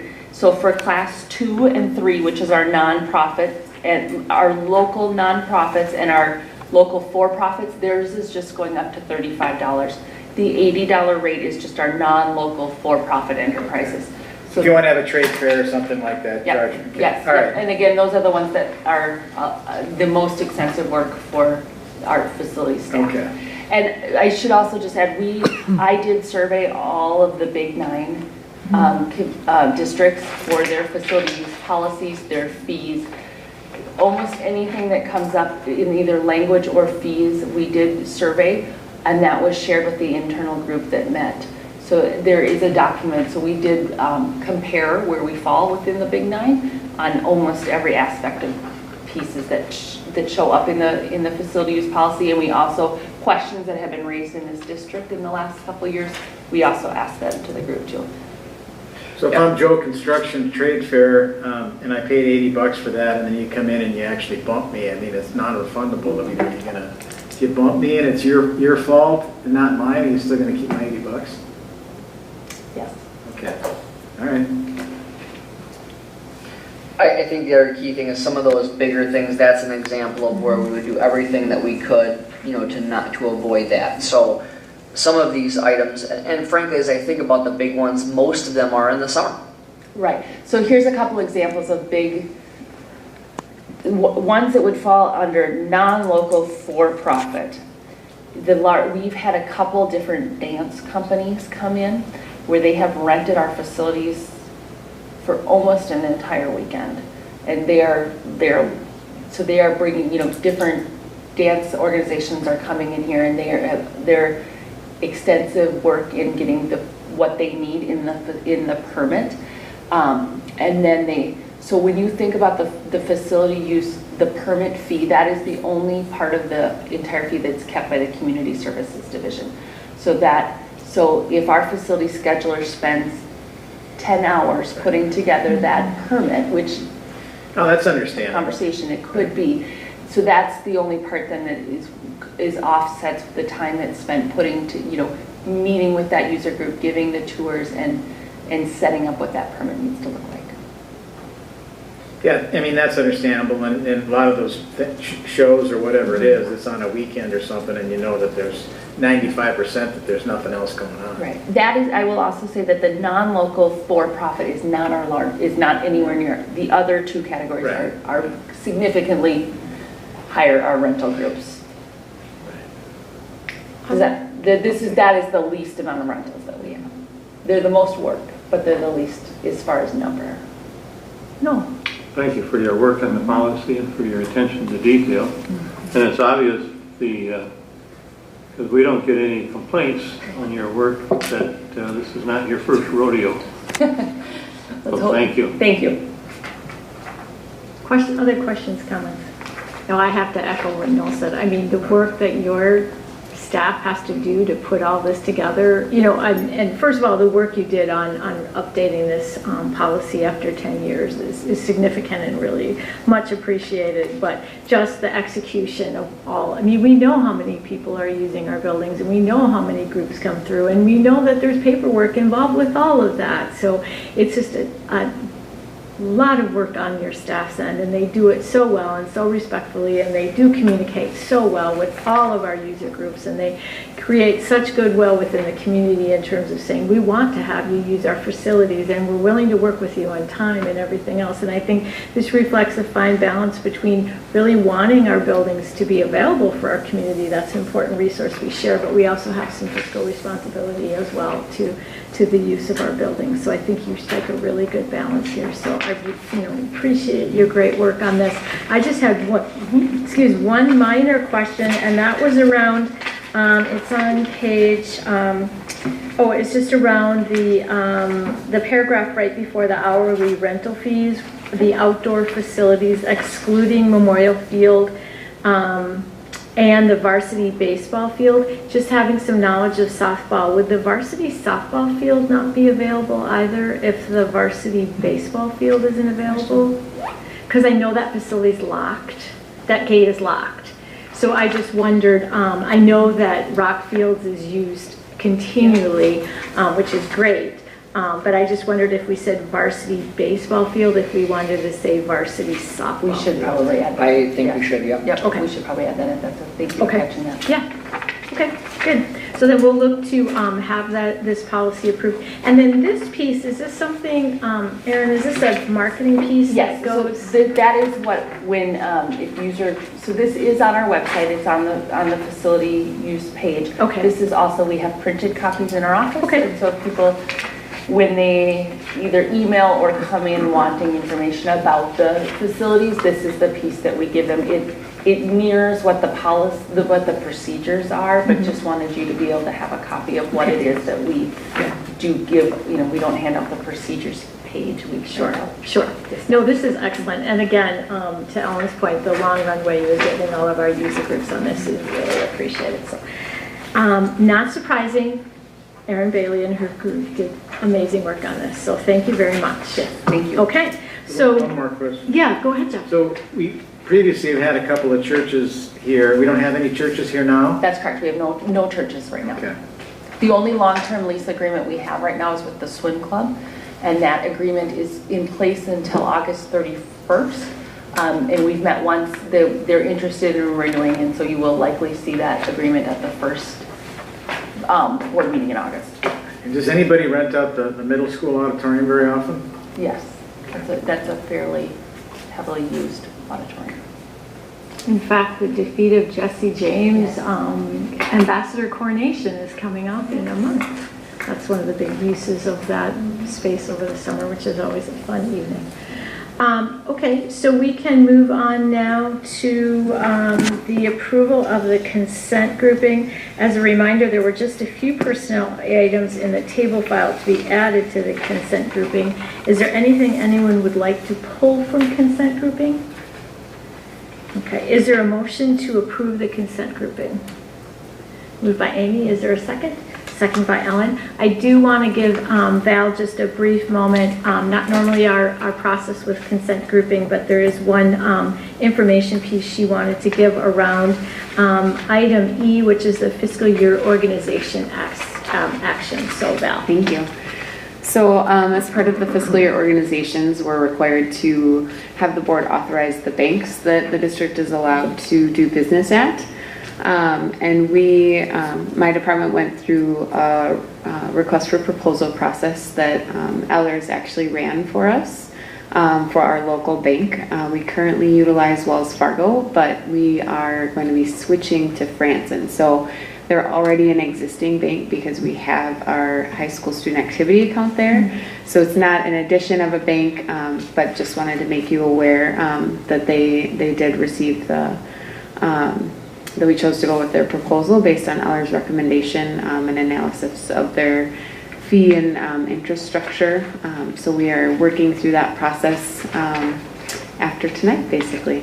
So just wanted Tell to them the give you net positive to the district. the net positive to the district will be up roughly $7,000 annually. So we're moving from a scenario where we've been paying fees for our banking services to where we'll be generating additional income. Excellent. Wow. Excellent, thank you. Yep. All right, so we have a motion and a second. All those in favor of approving the consent grouping as presented, say aye. Aye. Opposed? Motion carries. All right, we will move on now to items for individual action. Prior to a motion, we will have Kim Brisky present, as our Director of Technology Services, the proposal to sell devices, as we knew would happen as part of the iPad new lease this year. So part of that was the proposal to sell the devices, and so Kim is here to provide some information on that, and then I will ask for a motion. We can ask any questions then, and then move on to the vote. So Kim, thank you for being here. Yeah, thank you. This is perhaps the only time I've come here without a presentation prepared because I think I've given you all the information already.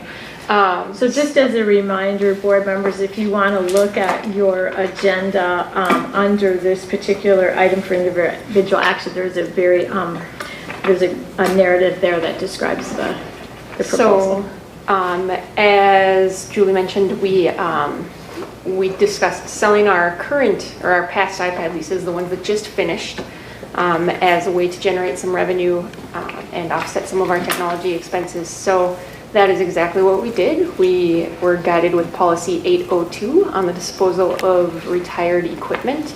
And that policy does require us to go out and request sealed bids. So we did an RFP for those bids that was posted in both the newspaper, it was advertised and posted on our website for 2 weeks. And we received 17 bids for the purchase of those iPads. They had some range in how they were presented and what they would charge us for on our iPads in terms of condition or chargers being provided, pieces like that. We determined that we should go with an as-is guaranteed payment for those iPads, and the highest bidder of that nature was Dymex with a bid of $312,000 for all of our iPads. We went for bid looking at 2,700 iPad Airs and 1,400 iPad Mini 2s. We have just a few less than that have come back from being used. And so the actual amount will be adjusted just slightly. $172,000 of that will go to pay the final payments of those iPad leases, and then we will have some remaining funds that we can use as presented in those initial recommendations on moving forward with a new lease to supplement devices for things that are additional needs that the iPad doesn't cover fully. So some Chromebook carts came up, that's a top priority. Some keyboards for students to use in classrooms, pieces like that to use with the iPad. So that's what we're looking at. And if there are questions, I would happily answer. Okay, so because this is an item for individual action, is there a motion to approve the bid for sale of iPads as presented? Moved by Noble. Is there a second? Second by Tom. Okay, questions or comments for Kim? Board members? I just want to compliment Kim and Val, who led this effort to get that much more than what our final lease payment is. Really demonstrates the fact that we got the 17 bids, so think about that we got it out there with something, and that there's a real appetite. So several years ago when Kim presented the 4-3 lease to you, this is the exact scenario that she projected, that the residual value of the devices would be enough to not only pay off the final payment of the lease, but also to be able to enhance and provide some additional opportunities for students with dollars that we would not have had otherwise. So great process, excellent work in soliciting the bids, great work just getting everything in and organized, and now all we have to do is have them come pick them up, right? So excellent job with Kim and Val using policy 802, which is frankly something, it's not often that we sell stuff because we usually use it till no one else would ever want to use it again. But this is an example of how the lease structure that we've gone to with our technology as opposed to buying and then trying to get every last is beneficial from a planning perspective, financially, for the fact that we are having up-to-date equipment for students to use so that they're using latest technology to inform them as they're moving into the work environment. And again, just good overall fiscal stewardship. So good job, everyone, all the way around. Excellent. Okay, any other questions, comments? No. Okay, so we have a motion and a second. All those in favor say aye. Aye. Opposed? Motion carries. Thank you very much, Kim. Thank you. Okay, so our next item is a resolution regarding Christopher Columbus Day. This is an item, It's the school calendars next. oh, I'm sorry, it is. It's approval of the 1920 school calendar. What we're doing, we presented, Dr. Hillman presented this at our June board meeting, and that's just the implementation and use of e-learning days. Obviously negates the need for makeup days in June. So we're adjusting the calendar accordingly to reflect that change. So is there a motion to approve the 2019-20 school year calendar to accurately reflect the use of e-learning days? Moved by Amy. Is there a second? Second by Tom. Questions, comments board members have on this change? I guess the one question would be, we're communicating obviously to district families regarding the change.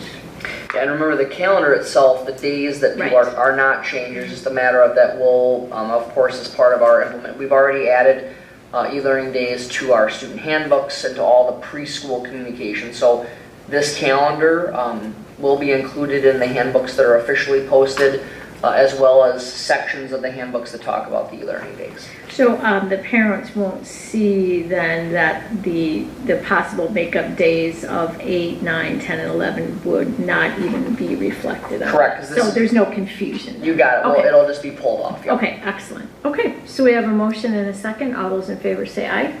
Aye. Opposed? Motion carries. All right, now we'll get to Christopher Columbus. As you know, we routinely present this resolution, and it's not that we don't acknowledge Christopher Columbus, it's just that we have the ability to have a board meeting on that day, because that is a regular scheduled board meeting for us, Monday, October 14th. So by passing this resolution, we are able to meet on that day. So is there a motion to approve the resolution as presented regarding Christopher Columbus Day? Moved by Amy. Is there a second?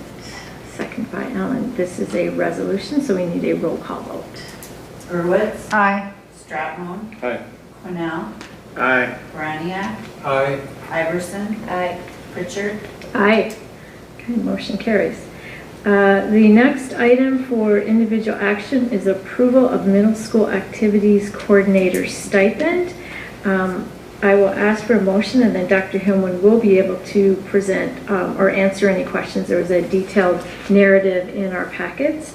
Is there a motion to approve the removal of managing Northfield Middle School student athletics and activity programs from the middle school assistant principal job description for the 2019-20 school year, and provide a stipend of $5,000 for another staff member to perform the duties as presented? Moved by Jeff. Is there a second? Second by Amy. Questions or comments from Dr. Hillman regarding the narrative that we had in our packet? Yes, Ellen.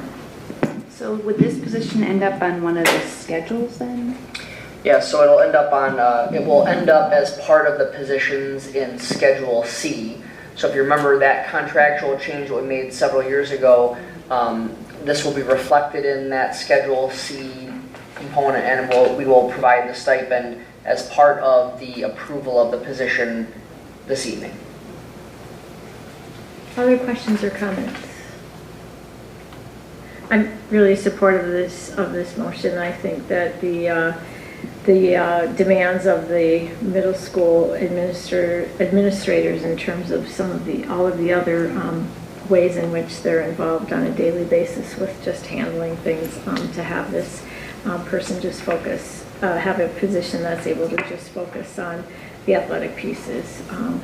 Really important, and I think we know as part of school connectivity and feeling connected, that athletics and the middle school activities are really important, and they're a little bit challenging in that they're sort of hard to schedule and different, all the moving parts, particularly with weather-related cancellations and all the other things that really pulls both Greg Jeleno and Michael O'Keefe in a million directions, and having to have that on top, I think this is a really good move. I just want to clarify something on Ellen's questions. You asked that as I provided my answer, I've thought about it just a little differently, so if I can clarify. So if you think about it, Schedule C is really for coaching and advising positions. So this is really an administrative, so we will be working it into an existing salary matrix that it will most likely not be part of Schedule C because it is administrative duties and not coaching and advising duties. So just to clarify that the stipend came from how it had been years ago when we had done this. So just to clarify that it will most likely not end up on Schedule C because Schedule C tends to be for coaching and advising. And we will implement this into a different agreement where it can cover things that are not covered by that. So I appreciate that question. And as I thought about it, I'm like, oh, that's a good point. So that is how we will handle it. But we wanted to be transparent about what the salary would be. It was based upon what it had been years ago, a decade ago, frankly, when this strategy had been used before. It's actually a little bit different. At that time, the person who had it also had a period off during the day, and we're only going to be offering the stipend in this case. So thank you for the question. I hadn't thought about it exactly that way, so I apologize for needing to clarify it. That makes sense. Thank you. Any other questions or comments? Amy? So does that mean that the salary can vary depending on the qualifications of who does it, or is it strictly the stipend? It's a straight up salary, yeah. Straight up stipend, excuse me. Okay. Any other questions or comments? All right. So we have a motion and a second regarding this proposal. All those in favor say aye. Aye. Opposed? Motion carries. Okay, so then the next item is approval of a .60 FTE English learner teacher, EL teacher, sorry. Is there a motion to authorize administrators to hire up to an additional .60 FTE English,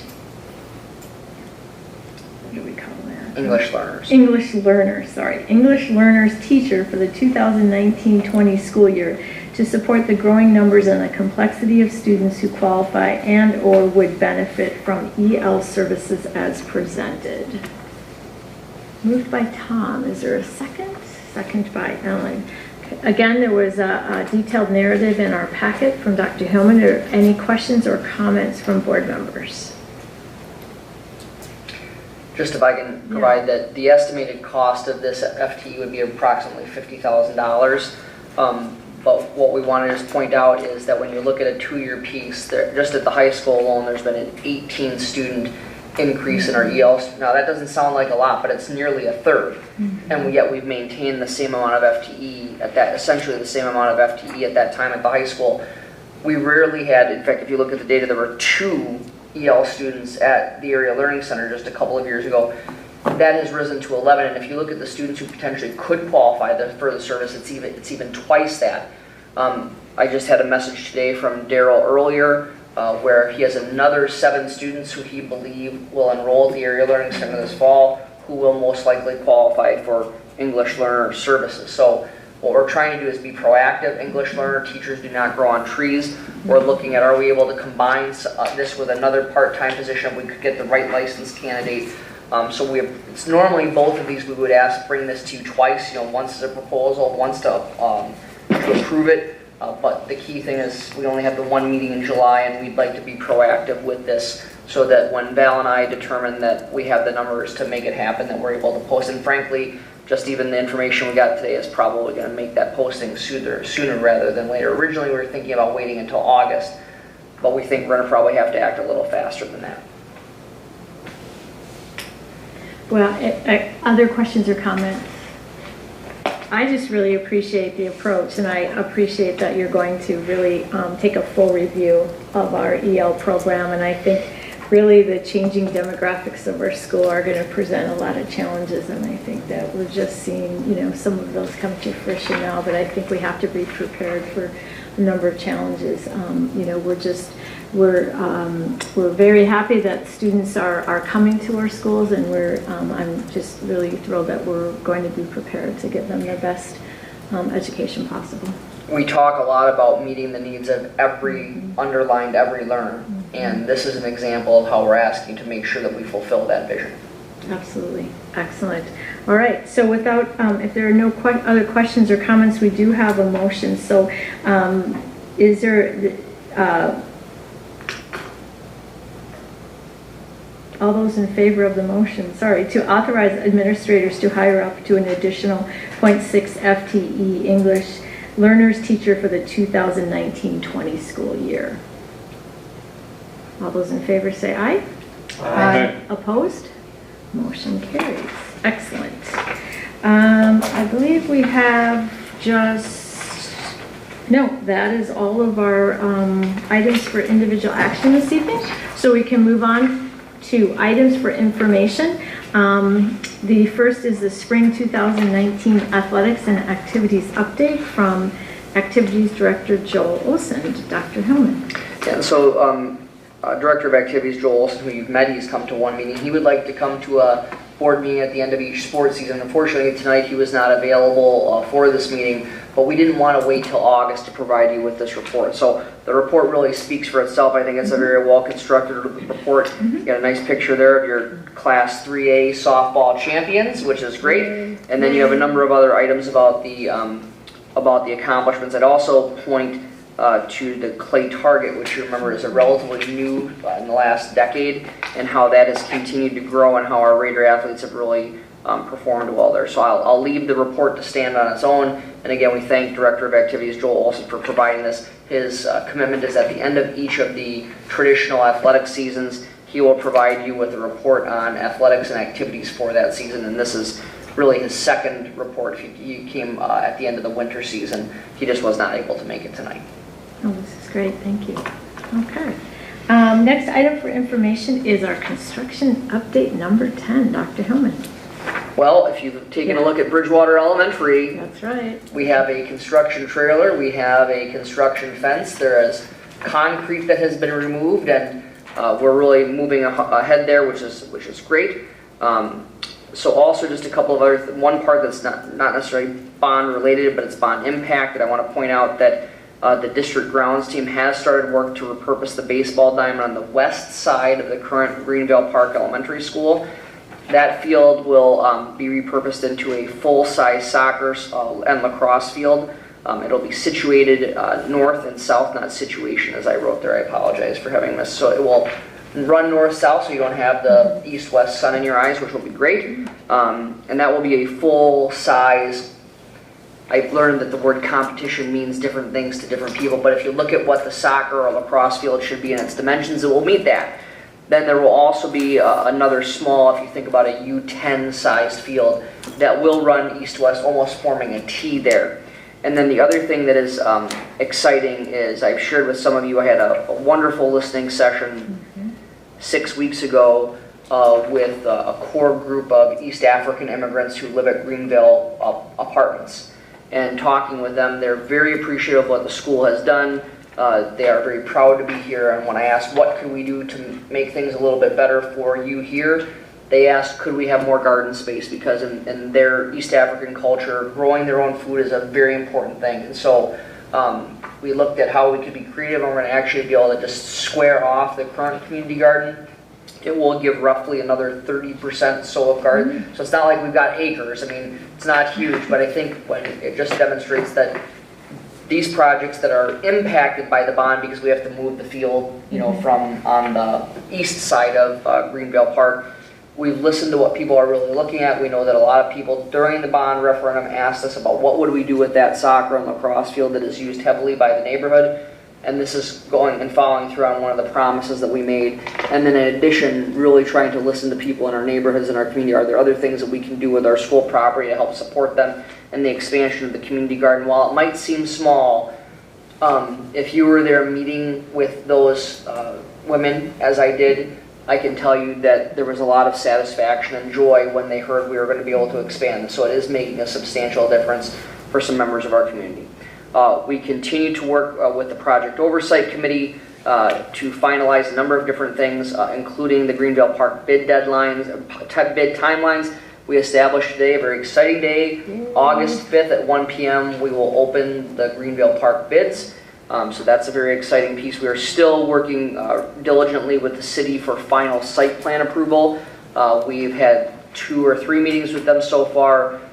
We commissioned a traffic study. The city has hired another group to look at the results of those traffic studies and provide some feedback. Detailed feedback went back today to the city. So we're really working through this with the city to establish what is going to be required to finalize the site plan. I think all the things that we're working through are surmountable, but we are on a timeline, and we've been very clear that there is a timeline here to be able to make sure that we execute that. So it is go time on this, and it's very exciting. So good stuff. I anticipate you will see the bids for Sibley probably late August, and still again breaking ground sometime. We actually approved our first bills today of companies billing us through a DocuSign system that is really slick. So thanks to Val for finding that, so that working with Knudsen, there's a 3-layer approach to approval. Jim Colseth first looks at it, makes sure that the scope of work is, Knudsen first reviews it and puts it into the system. Then Jim Colseth reviews it to make sure that the scope of work is right. I then review it, I think just probably to make me feel good, and then Val actually reviews it to make sure that it's aligning. So we have a 3-step approval to make sure that the voters are getting what they paid for. So it is go time. It's getting real. We love positive paranoia, so keep that. Excellent. Any questions on construction update number 10 or any other construction questions? But yeah, pretty exciting things happening for sure. All right, thank you. All right, so that's our items for information, future meetings. So as we know, this is our last, this is our only meeting in July, so everyone enjoy the remainder of the July calendar month off, because we will not convene for a board meeting until Monday, August 12th, and then again on Monday, August 26th, and then in September on Monday, September 9th. All of those meetings are at 7 p.m. in the Northfield High School Media Center. So with that, I ask for a motion to adjourn. Moved by Noel. Is there a second? Second by Jeff. All those in favor say aye. Aye. Opposed? Motion carries. We are adjourned.